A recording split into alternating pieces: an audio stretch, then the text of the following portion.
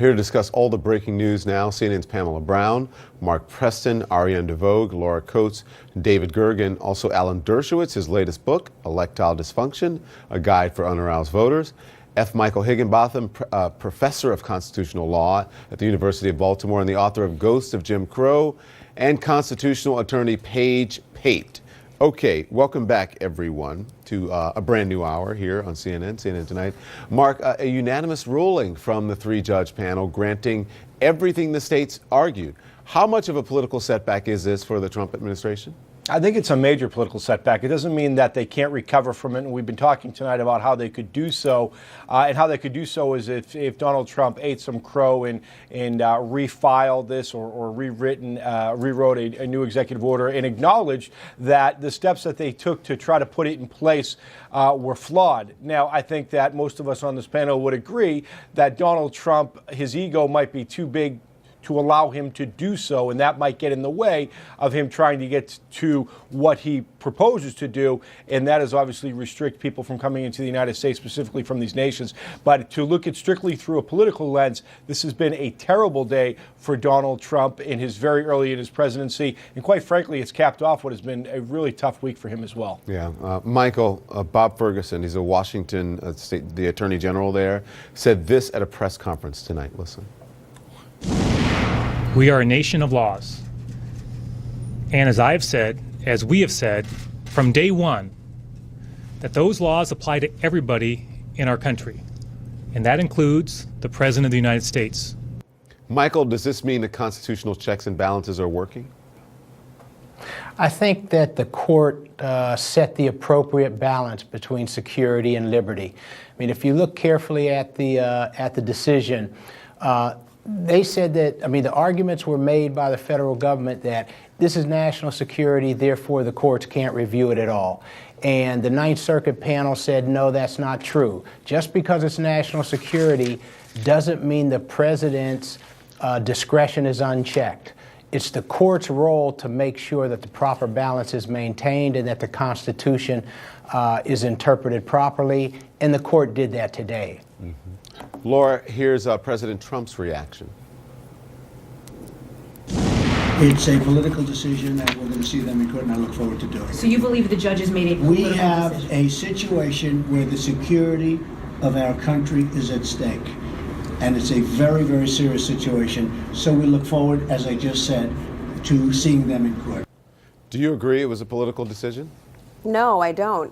You actually have 4 different judges. You had the lower court, who is a Bush appointee. You had a Carter appointee, an Obama appointee, and you had another Bush appointee, who all decided this issue on non-political grounds. Remember, what this is rooted in is whether or not the executive order can hold constitutional muster ultimately. But right now, we're at a very preliminary stage. And the question was, why should we return? Why can we not return to the status quo of the pre-travel ban vetting? It was responsibility of the DOJ to present evidence in response to that question, and all we heard was crickets, and they're paying for it now with a decision.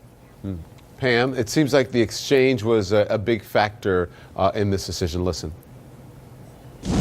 Are you arguing then that the president's decision in that regard is unreviewable?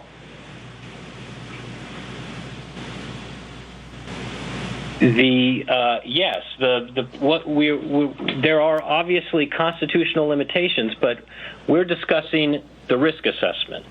So, Pamela, in fact, the judges wrote this: there is no precedent to support this claim of unreviewability, which runs contrary to the fundamental structure of our constitutional democracy. Does this mean the White House overreached when they wrote this order? Well, basically, what the court said, the Ninth Circuit Court said, was, look, we have every right to review this case just because we do give deference to the executive branch and the legislative branch when it comes to issues of national security and immigration, such as this. We still have a right here, which I think is pretty significant. And as the government attorney there for the Department of Justice argued, he was trying to say that, look, you don't have reviewability here because it's national security, because it's dealing with immigration. administration. This should fall within the discretion of the president. And this is also a key quote that was in that 29-page opinion. It talked about the fact that the government did not provide evidence to support why those 7 countries were in the travel ban and their ties to terrorism, why they presented a national security risk. And it goes on to say, rather than present evidence to explain the need for the executive order, the government has taken the position that we must not review its decision at all. We disagree. So these 3 judges using very strong words to say, yes, we do have a right to review this, and our decision is to halt this ban moving forward. Paige, did the White House overreach? Oh, I think absolutely they overreached. And the question is now, what are they going to do about it? Because they have to present the same arguments that they presented to the Ninth Circuit, either back to the district court again, and that court's already rejected them, or try to take them up to the United States Supreme Court. And so far, with the exception of that one federal judge in Boston, these are losing arguments. And I think the 2 most important things about the order that we saw today was the court's finding on standing and the recognition that courts can and do review executive decisions on immigration even when national security is an issue. Ariana, are these losing arguments on behalf of the government's lawyers? Well, what's interesting to me is that what they had to do is the government had, in order to justify why they needed that executive order reinstated, it had to say, look, here is why. Here are the national security risks. And it didn't do so. And the court called them out at it and said, look, there's no evidence here that you submitted. And you could have even done that in a classified manner, and that you didn't. So that was one key holding of the court, asking the government, look, you've got to justify why this has to be reinstated, and it didn't. Now, Alan, I've been hearing you say all evening here on CNN that the president should possibly pull this version of the executive order, redraft it, and start again. I think that would be the right approach. I don't think he's going to do it, but he hasn't listened to lawyers right from the beginning. This case was litigated terribly. Look, the headline could read, "Precedents Trump, President Trump." And that's what happened here. There were precedents going the other way. It was litigated very, very poorly. And he has the option now. He doesn't even have to pull this order. All he has to do is write a new order, and a narrower one that only applies to people who are outside the country, who have never been inside the country.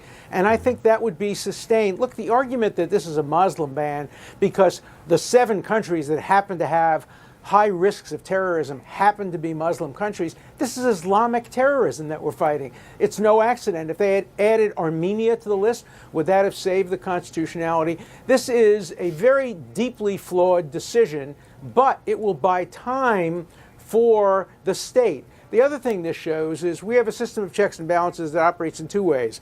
The judiciary checks the executive, but the states also can check the federal government. Here we have states winning cases against the federal government. That also shows our system of checks and balances working efficiently. Yeah. Can I just jump in really quickly, just on the heels of what we just heard there? What was interesting in this opinion is these 3 judges rejected a compromise the Department of Justice put forward, saying, okay, why don't we just have this travel ban for now apply to people outside of the United States who have never stepped foot in the U.S., because these people surely don't have constitutional protections according to the Department of Justice. But these 3 judges actually rejected that flat out, and they made the case in this opinion that citizens in the United States have an interest in having perhaps non-citizens coming to visit them. And so that basically, even if the administration wants to have a more narrow travel ban just for people outside the U.S., the 3 judges are saying that could still be problematic, which is just interesting to note. Yeah, David Gergen, go ahead. Yeah, Don, let me echo something of what Alan said, but move on from there. I think he's right about the president really ought to even let the case go forward, but minimize the impact of the case. This president didn't get elected to spend Will his his first ego 3 or 4 let him months do that? focusing on trying to get an executive order through. What he needs to do is go back to the courts, don't appeal this, go back to the district court, get the substantive thing going, get a new executive order prepared. But in the meantime, get on and back to the issues that he got elected on. They're much more important to the country, and that is tax cuts, regulatory reform, infrastructure. He just had a big meeting with airline executives today. He'll be doing more of that. Get the Obamacare thing done. he has larger issues. You only have so much time in the White House in your first 100 days, your first year or so. You only have so many issues you can deal with. To let this issue become front and center for the next 3 weeks, next 4 weeks, next 3 or 4 months would be a tremendous mistake for his presidency and what he's trying to accomplish. Mark, he wanted to get the things he promised on the campaign trail done fast with these executive orders. So, David said, get on to the work that he promised people. He promised a Muslim ban during the campaign. And then now he is saying, see you in court, the security of our nation is at stake.